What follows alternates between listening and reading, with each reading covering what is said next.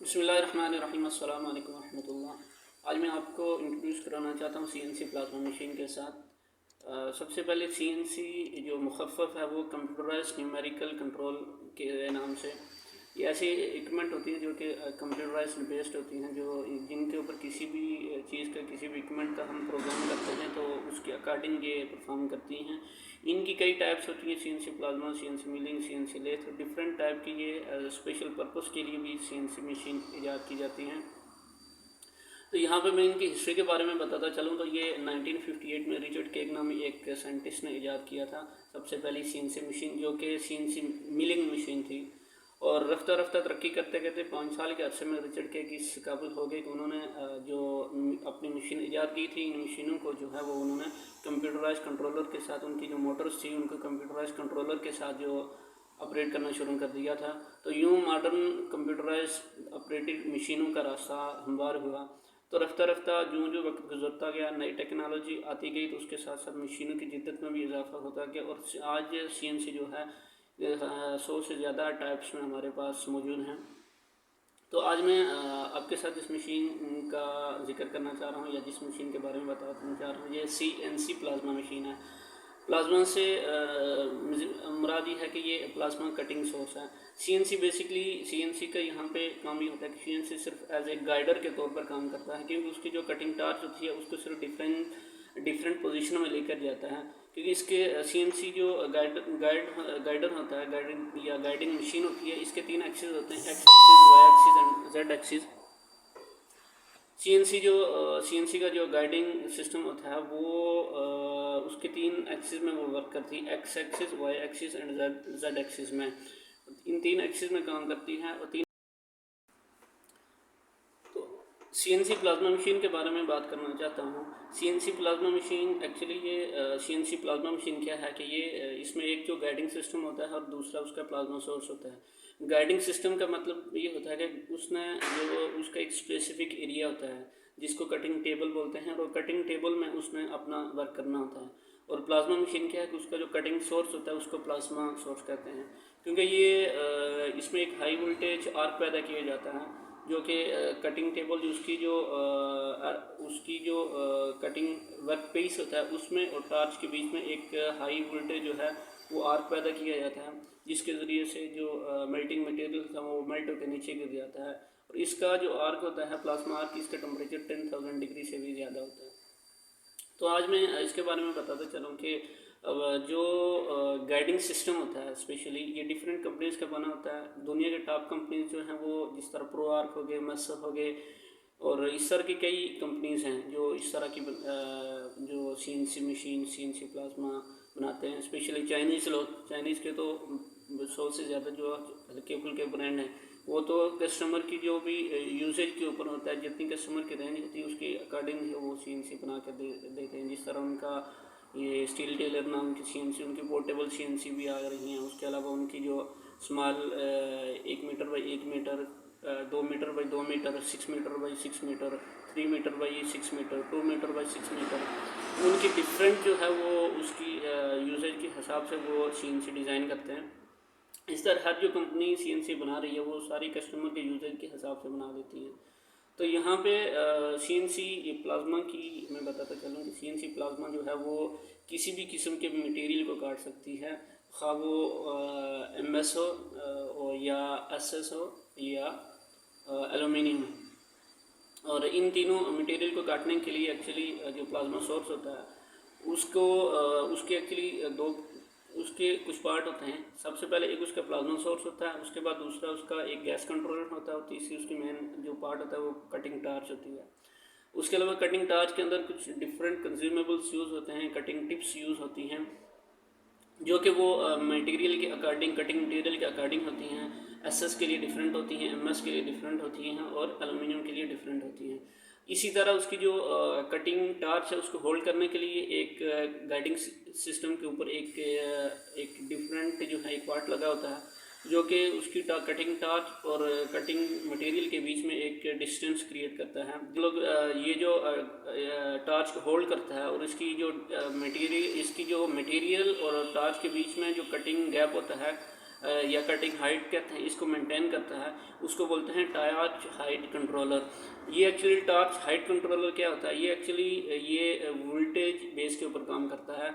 Actually ये इसमें हम जो CNC प्लाज्मा मशीन और प्लाज्मा सोर्स के बीच में जो हम प्रोग्राम सेट करते हैं कि हमें इतनी थिकनेस जो फर्ज करें MS या SS या एल्यूमिनियम की एक स्पेसिफिक थिकनेस हम लोग उसमें दे देते हैं कि ये थिकनेस हमने काटनी है, उसके अकॉर्डिंग कटिंग टॉर्च में जो हम कंज्यूमेबल यूज़ कर लेते हैं। और कटिंग टॉर्च में जब कंज्यूमेबल के अकॉर्डिंग उसमें जो एक प्रीसेट प्रोग्राम होता है, उसके अकॉर्डिंग जो टॉर्च हाइट कंट्रोल होता है वो ये ऑब्जर्व करता है कि जब जो प्लाज्मा आर्क बनता है, प्लाज्मा आर्क जो है वो कटिंग प्लेट जो होती है हमारा कटिंग मटेरियल उसके बीच में और टॉर्च हाइट के बीच में प्लाज्मा आर्क जो होता है उसके अकॉर्डिंग ये हाइट जो है वो मेंटेन करता है। अगर जितने वोल्टेज बढ़ता जाएगा तो ये अपनी हाइट उसकी हाइट ज़्यादा होती जाएगी, जितना कम होता जाएगा तो ये हाइट कम होती जाएगी, और ये डिफरेंट जो होता है उसके अकॉर्डिंग ये डिफ्रेंशिएट करता रहता है। तो ये मेन पार्ट होते हैं। उसके अलावा फिर गैस कंट्रोल के बारे में मैं बताता चलूँ कि ये एक्चुअली जो गैसेज होती हैं डिफरेंट गैसेज यूज़ होती हैं कटिंग के लिए। जिस तरह MS के लिए डिफरेंट, SS के लिए डिफरेंट, एल्यूमिनियम के लिए डिफरेंट। जिस तरह सिंपल जो है MS कटिंग के लिए MS कटिंग के लिए जो ऑक्सीजन और कंप्रेस्ड एयर यूज़ होती है, और उसके अलावा जो है ये हमारी कटिंग के लिए SS कटिंग के लिए नाइट्रोजन, ऑक्सीजन, हाइड्रोजन और आर्गन गैसेज यूज़ होती हैं और ऑक्सीजन। और उसके अलावा एल्यूमिनियम कटिंग के लिए हमारी fume gas N2H2 80% hydrogen 20% nitrogen use होती हैं। उसके अलावा उसके साथ एयर भी यूज़ होती है, ऑक्सीजन भी यूज़ होती है। यूँ कि ये गैस कंट्रोल जो होता है ये कटिंग कंज्यूमेबल के अकॉर्डिंग और मटेरियल के अकॉर्डिंग ये डिफरेंट गैसेस की जो रेशो होती है उसको मिक्सअप करके आगे कटिंग टॉर्च की जानिब देता है, जहाँ से ये गैसेस मिलकर जो एक इनको हाई वोल्टेज पे जब इनको हाई वोल्टेज सप्लाई प्रोवाइड की जाती है, ये एक फ्लेम की शक्ल इख्तियार कर लेती हैं, जिससे 10,000 डिग्री से ज़्यादा टेम्परेचर जनरेट होता है, और जिससे जो हमारा कटिंग मटेरियल होता है वो मेल्ट होकर नीचे गिरना शुरू हो जाता है। तो उसके अलावा मेन जो होता है मेन पार्ट हो गया प्लाज्मा सोर्स का, हमारा प्लाज्मा सोर्स जिसके अंदर ये सारी चीज़ें लगी होती हैं, जिसमें उसका high voltage transformer, step up step down, उसके अलावा आर्क वोल्टेज, उसके अलावा जो कंप्लीट कंट्रोल हो रहा होता है, ये सारा प्रोसीजर वो उसके अंदर हो रहा होता है। उसके अलावा मैं प्लाज्मा सोर्स और गाइडिंग सिस्टम के बारे में तो आपको बता दिया। गाइडिंग सिस्टम और ये जो दोनों प्लाज्मा सोर्स है ये दोनों डिफरेंट इक्विपमेंट होते हैं। समटाइम ये एक कंपनी के भी होते हैं, समटाइम डिफरेंट कंपनीज के भी होते हैं। प्लाज्मा सोर्स डिफरेंट कंपनीज के भी होते हैं, गाइडिंग सिस्टम भी डिफरेंट के होते हैं। और क्योंकि मोस्टली इस तरह हो रहा है कि सिर्फ कुछ कंपनीज है जो सिर्फ कोलैब कर रही हैं, जिस तरह हाइपरथर्म और नेसर पे कोलैब हो रहा है, इसी तरह हाइपरथर्म प्लाज्मा सोर्स और प्रोआर्क का भी कोलैब हो रहा है। कुछ कंपनीज में जो है वो यूज़र के ऊपर या इनके जो एंड डीलर होते हैं उनके ऊपर डिपेंड करता है, जो एंड यूज़र होता है उसकी जो बजट के हिसाब से कौन से CNC के साथ कौन सा प्लाज्मा सोर्स उनके लिए सूटेबल रहेगा, तो वो उसको डिज़ाइन करते हैं। तो ये नहीं होता कि एक जो प्लाज्मा जो गाइडिंग सिस्टम है उसके साथ एक स्पेशल ही प्लाज्मा सोर्स लगेगा, ये स्पेसिफिक नहीं होता। इसमें सिंपल ही होता है कि जो प्लाज्मा सोर्स है, कोई भी प्लाज्मा सोर्स किसी भी गाइडिंग सिस्टम के साथ यूज़ कर सकते हैं, और इसको स्पेशली सिर्फ कुछ चीज़ें जो फैक्टर्स हैं वो ध्यान में रखी जाती हैं। वो ये होती हैं कि जो प्लाज्मा सोर्स जिस गाइडिंग सिस्टम के साथ यूज़ कर रहे हैं उन दोनों की जो इंटीग्रेशन है या जो कम्युनिकेशन है वो बिल्कुल इजी हो। क्योंकि ऐसा प्रीवियस हिस्ट्री में ऐसा होता है कि कुछ ओल्ड मॉडल की CNC होती हैं, वो नई मॉडल के जो प्लाज्मा सोर्स के साथ सही तरीके से काम नहीं कर सकती हैं, तो उसके लिए बाद में कटिंग में प्रॉब्लम आती है। तो ये कुछ फैक्टर्स होते हैं जो ध्यान में रखते हैं। इसी तरह कुछ ऐसे प्रोग्राम होते हैं CNC के जो न्यू प्लाज्मा सोर्स वो नहीं कर पाते, या कुछ ऐसे होते हैं कि जो नए प्लाज्मा सोर्स की डिमांड ज़्यादा होती है और वो उसमें पुरानी CNC में वो ऑप्शन नहीं होती। तो इसलिए जब भी ये डिज़ाइन आप तय करते रहें, या जब भी आप कोई CNC और प्लाज्मा सोर्स दोनों के बीच में जो अगर जब डिज़ाइन करें तो स्पेसिफिक दोनों के फंक्शन मैच कर लें कि ये दोनों को सूट करेंगे, आपस में सूट करेंगे, नहीं कम्युनिकेशन में कोई प्रॉब्लम तो नहीं होगी। उसके अलावा मैं गाइडिंग सिस्टम के ऊपर हूँ, तो गाइडिंग सिस्टम के भी डिफरेंट पार्ट्स होते हैं। सबसे पहले उसकी एक गैंट्री होती है, जिसके ऊपर इसके सारे इक्विपमेंट लगे होते हैं। उसके अलावा उसके जो रेल ट्रैक्स होते हैं जिसके ऊपर सीएनसी जो है अपने X axis and Y axis में ट्रैवल करती है। उसके अलावा गेंद्री के ऊपर एक जेड एक्सिस के ऊपर ट्रैवल करने का एक अलग ट्रैक बना होता है। और उसके अलावा जो मेन चीज़ होती है इसका लास्ट पार्ट होता है वो कटिंग टेबल होता है।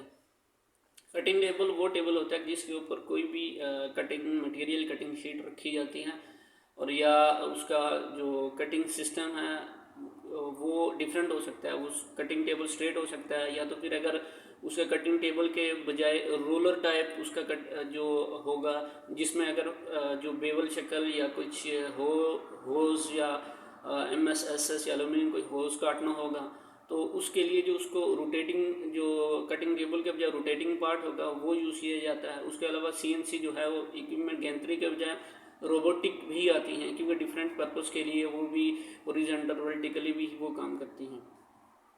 तो आज के लिए इतना ही। CNC और CNC प्लाज्मा और डिफरेंट इक्विपमेंट के लिए मज़ीद वीडियो भी आती रहेंगी, और मज़ीद वीडियोस के लिए हमारी हौसला अफजाई करने के लिए हमारी वीडियो को उसको लाइक कीजिए, और स्पेशली हमारे चैनल को सब्सक्राइब करना मत भूलिएगा। और अपनी कीमती राय से आगाह करने के लिए कमेंट सेक्शन में कमेंट ज़रूर दीजिएगा, ताकि हमारी हौसला अफजाई और आपके लिए मज़ीद वीडियोस बना सकें।